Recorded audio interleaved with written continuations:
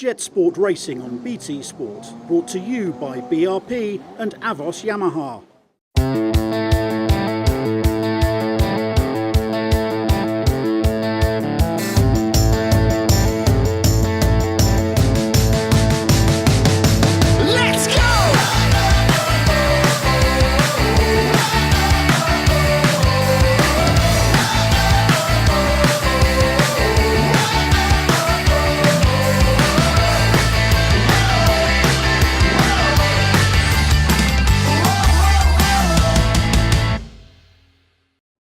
So here we are, round 5 of the British Jet Sport Championships, and we've headed up north to Preston. This is the Watersports Den. It is a really tight and technical course. Very exciting racing. The weather, that's a bit grim. The racing, that certainly isn't going to be.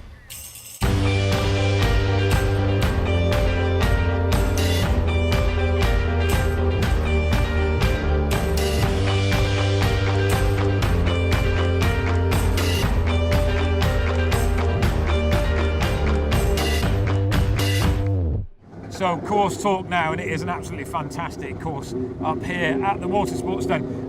Thumper, as ever you're here to join me, what do you think of this? It's exciting racing up here, very tight, isn't it? This lake, Rob, is absolutely unbelievable. It is, I liken it, remember the old Mallory Park race circuit? Well, this is the Mallory Park of jet sport.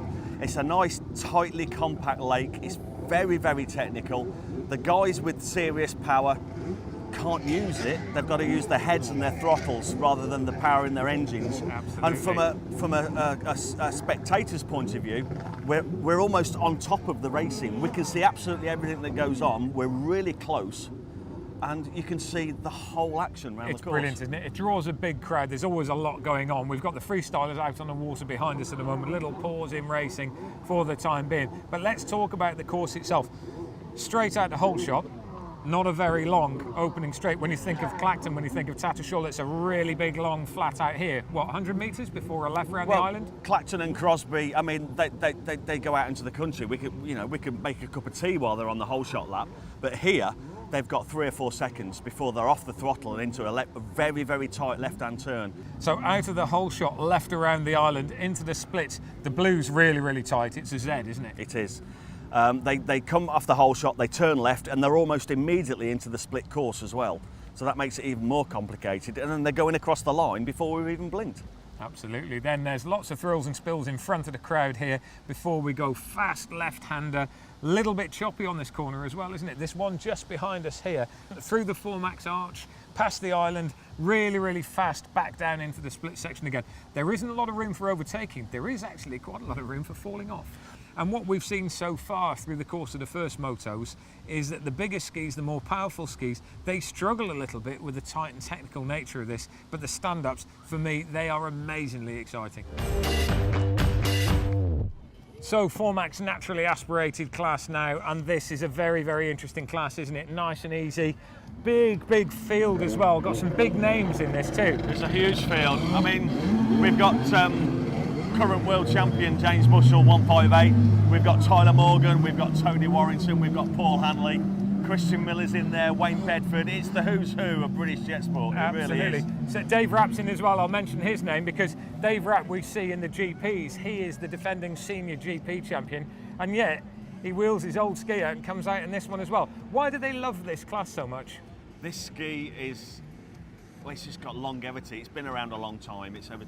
Some of them are over 20 years old, but they keep rebuilding them. They run like brand new jet skis. They can get the parts. They handle so well, and it suits this course. It suits the course here at Avos Watersports, and you'll see for yourself once they start racing. It's really close racing. It's really exciting racing, and the championship for this class is going to go all the way to round 6. 10 minutes now, Thumper. They're all lining up now. We see the engine started, whistle blow, and the noise on these is quite incredible, isn't it? They're really rev high. More noise than a Formula 1 race, Rob. Oh, we've got the James Bushell hand up then. What's going on? Bushell in the whole shot on this side, Dave Rapp in the whole shot line on the other side. Who is it going to be? They're hitting the limiters there. The yellow ski with the orange helmet is James Bushell, the current leader. Dave Rapp, the 777 boat is on the far side. They disappear behind the island. Let's have a look who's going to come out. Tyler Morgan's on the inside. James Bushell on the outside. Oh, look at this now. It's going to be tight around this. It's Tyler Morgan that's got it just ahead of James Bushell. It's a green flag, which means everything is good to go. The race is on. This is going to be an absolute ding-dong. Tyler Morgan is just ahead there, just coming over the line. Let's time this through. 2.4 second difference between. It's going to be mayhem, Rob. There's two back markers. There's a back marker in front of David Rapp, and then there's David Rapp, who had the off on the whole shot. Well, just look how quickly Bushell caught Morgan going up that straight there. Let's see them coming out. Bushell's gone a little bit wide. He carried a lot of speed in around that island. Morgan's riding a very, very neat race. Morgan's going to go green. Bushell surely won't follow him. Let's have a look as they appear around the island. Look at the difference now. He's got 6.5 seconds on the last lap. It was 2.2. He's got David Rapp's doing the same for James Bushell now. He's getting out the way and letting the top three go through. In fact, he's done a 360 to get out of the way. So let's have a look as they appear from behind the island going through the split. Morgan has got a fair amount of clean open water in front of him. He's gone for the slightly more preferred green, but Bushell has absolutely put the hammer down now and he's blue. Let's have a look and find out how much he's caught up. This is where the race is at the moment. Tyler Morgan, so he's gone black. He's taken the deviation, boy, Rob, because he's missed a boy somewhere on the course. We didn't see it, but Tyler knows he's done it. 3 seconds difference there. Bushell's gone blue, Morgan's gone green. He's not close enough to have a go at him, though. Not quite, but Bushell's got a very, very aggressive cornering style, and that blue will suit him a little bit more. Morgan's missed another boy. He's taken my word. Taken the deviation for the second time. Bushell nearly got past him. Once more on that green side of the split course is Tyler Morgan. James has gone blue. Is he he's close enough this time?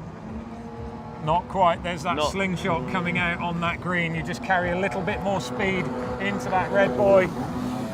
And the points at the moment are incredibly tight between these two. James Bushell currently leading with 6.44. Tyler Morgan just behind on 6.30, 14 points difference. Every single place makes a big difference, and if he can take points off James Bushell, that will put Tyler Morgan in a fantastic position going into the last round. Rob, we're taking this race to the final three motos at Kingsby Water Park in a month's time. That's where the title's going to be decided. Let's just have a look now. Tyler Morgan has got 3 more boys to go. 2 more. 1 more. Across the line he goes, and he is absolutely over the moon with that. He slaps his boat in joy. Bushell's looking round to see how far he had over 3rd place, and here we see Christian Miller, who's taking it nice and easy. He's just going to roll over the line in 3rd place. Dave Rapp following on behind, but the man of the moment must be Tyler Morgan there. What a race that was. Well, Tyler, that was a race and a half, wasn't it? Yeah, most definitely. It's been a hard weekend with breaking 2 skis, but yeah, it's what it was. And this was a replacement ski, and it seemed to be quite a quick one. Yeah. Luckily, we've managed to get a fast backup boat, and our race ski's broken, so we've had to use a backup boat, and we've won with it. What's it like having James Bushell seconds behind you all the time? Well, he's always breathing down my neck, so he's always there. Makes you a better rider when you beat a world champion, so it's what it is. Now that's going to open up the points as well, because he was just a smidgen ahead of you, wasn't he, coming into this weekend, but you're going to be very, very close now. Yeah, he gained some points on the first race when we had our pump problem with our backup boat, but yeah, so it's still close, all to play for in the last round. How to Race, sponsored by 158 Performance. So we're going to look at split courses now. Now you'll hear us talking through the course of commentary that somebody's going around the green, somebody's going around the blue split. What on earth are splits? What is a split course? So we use the splitters for, so obviously if you're chasing the guy in front of you, when you get to the splitters, one will go one way and one will go the other. It just gives you flat water to try and get past them once we hit the race line again. And it's the sort of place that you can overtake, particularly with a back marker or something like that. You can get round another way rather than trying to pass them. Yeah, it's an easier route to pass if it's free. So let's talk about the difference between the two then. They're supposed to be the same, but actually some riders favour others. You're on quite a big, fast machine. I would have thought green suits you a little bit more, does it? Yeah, green's better for us this round. It does feel slightly more free-flowing, so your throttle is constantly on as you're going through the splitters. The stand-ups, they quite like the blue as well because it looks a little bit quicker. So it depends on rider and also the machine too. Yeah. Depends on what machine you're on. For me, on my ski, it's better on the greens. Absolutely. So there you go. That's a split. It's green or blue. It's up to the rider as to which one they want, but there is always a favourite. Jet Sport Racing on BT Sport, brought to you by BRP and Avos Yamaha. Jet Sport Racing on BT Sport, brought to you by BRP and Avos Yamaha. Welcome back to the British Jet Sport Championship. We are at round 5 up at the Watersports Den in Preston. We're straight in with the racing, and we've got the juniors now.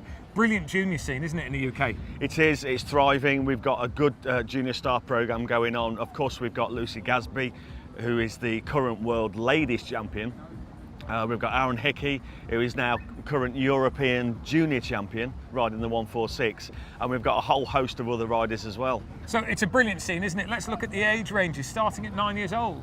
They start at 9 years old, Rob, they go right up to 16 years old, and then they can go into the adult classes. Absolutely fantastic. Well, they're lining up now. Let's find out exactly how this race is going to go.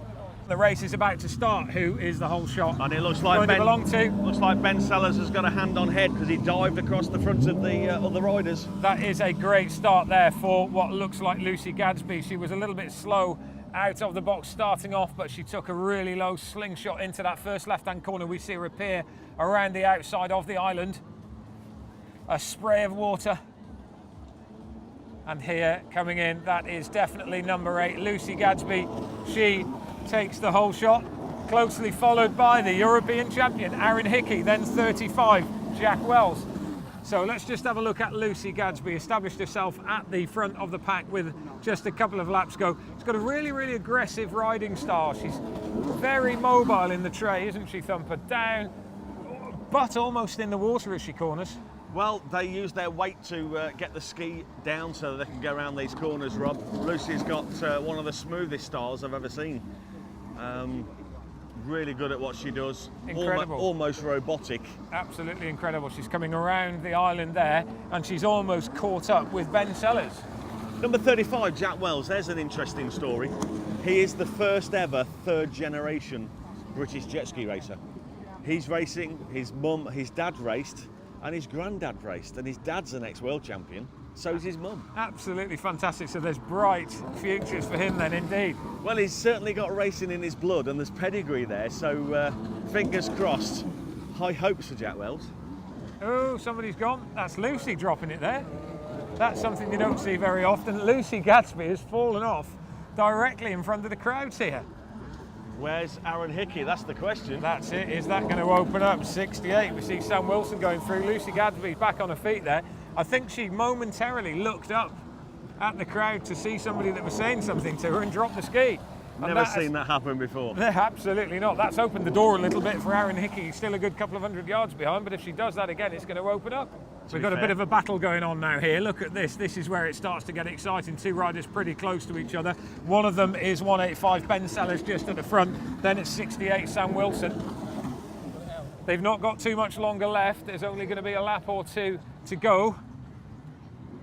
We've got thrills and spills all over the place. There's a bit of water moving around, and Lucy Gadsby well and truly in the lead. Second place at the moment is Aaron Hickey, and after that we've got a couple of little minor battles developing. And here we have our race leader and winner once again, world champion Lucy Gadsby.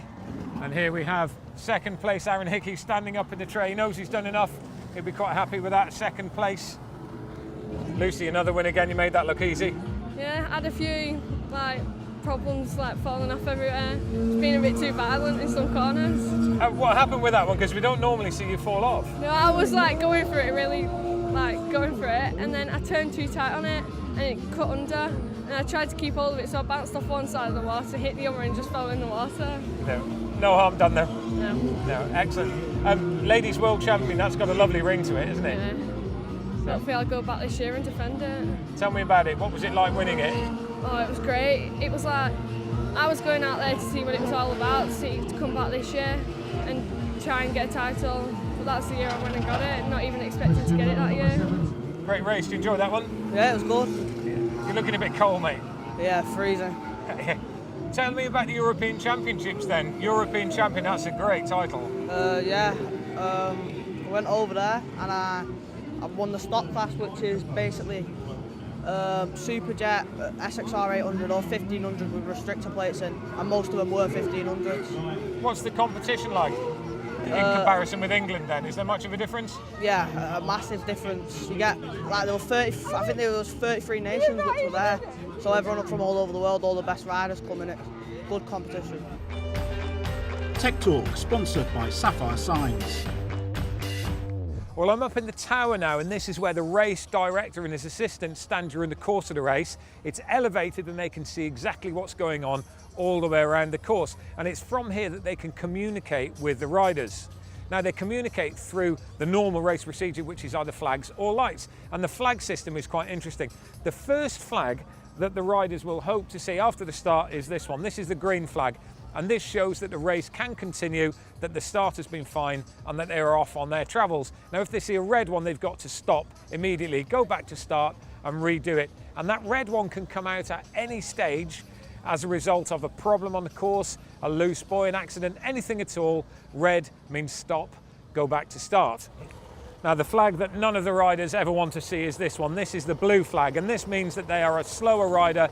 They are about to get overtaken or lapped. The other one that no one ever wants to see, of course, is this one, the black flag. That means you've been a naughty boy or a naughty girl. You've got to report into the tower, find out what your penalty is, and you might well be disqualified. The yellow flag, that comes out if there's an incident on the course. Either a rider's fallen off or something has happened. That just means be careful, have a look at what's going on in front of you, just slow down a little bit and take care. The white flag, now that comes out halfway through the race, and it's crossed with the checkered flag. That means the race is halfway through.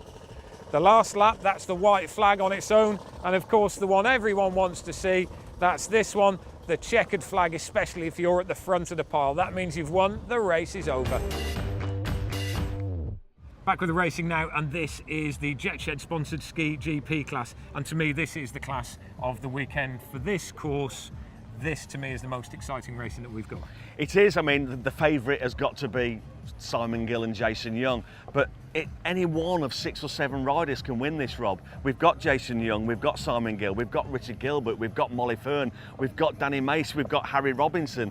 I would not put even a pound down on who's going to win this race. Absolutely incredible, isn't it? They are stand-ups. This is the fastest class within the stand-ups. Interestingly, though, Simon Gill rides a stock machine in this as well. But he won't mind me saying this, he's an absolute animal. He is, he's a legend as well on the water. I mean, you know, his riding style is a little bit different to everybody else's, but you know, you can't single anybody out in this class because it belongs to all of them. There's 2 or 3 champions down there, but really the top 7 or 8 riders make this class work. Whistles blown, engine started, lights will be watched.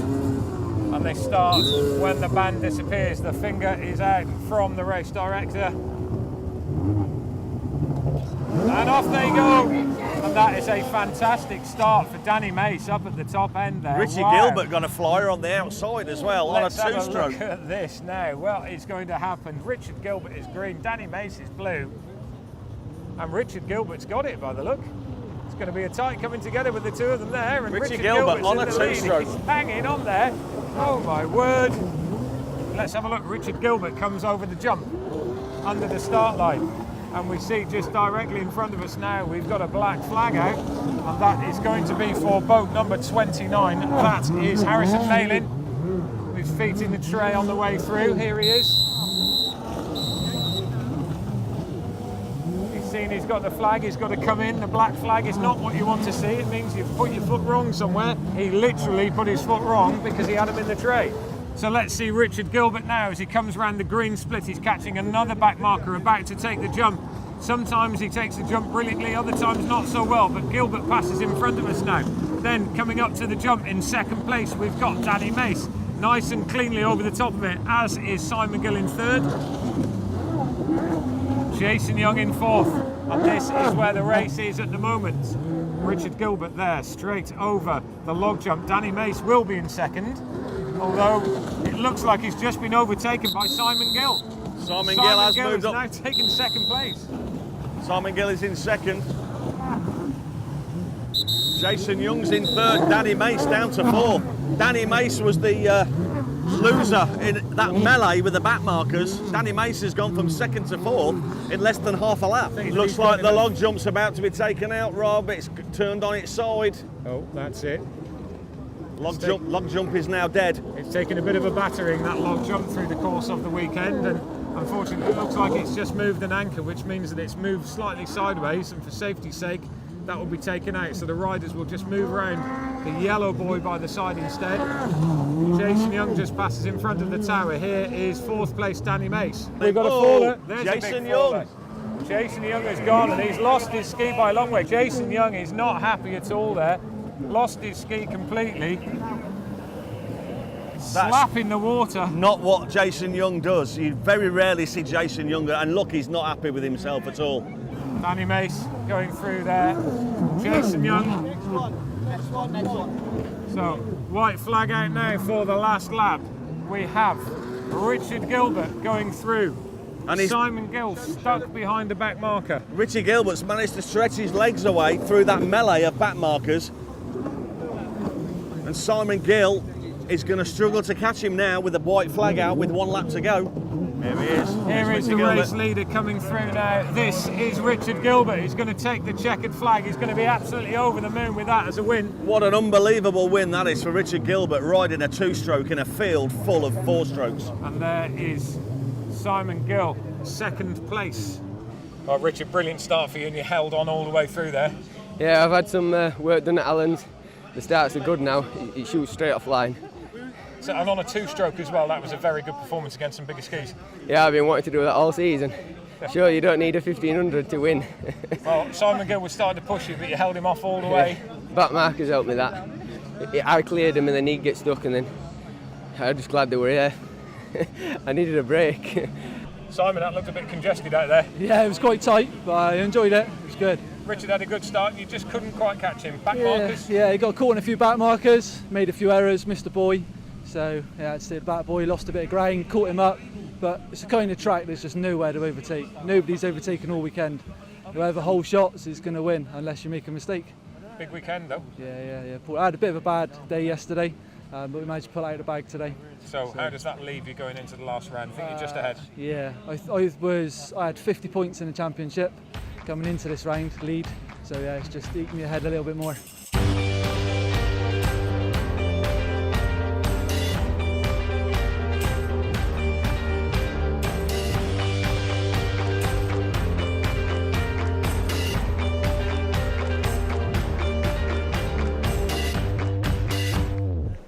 So that's it for round 5 up here at the Watersports Den in Preston. What a brilliant weekend's racing it's been. The last round, well, that is at Kingsbury Jet Bike Centre. Round 6, British Jet Sport Championship. Don't miss it. Let's go!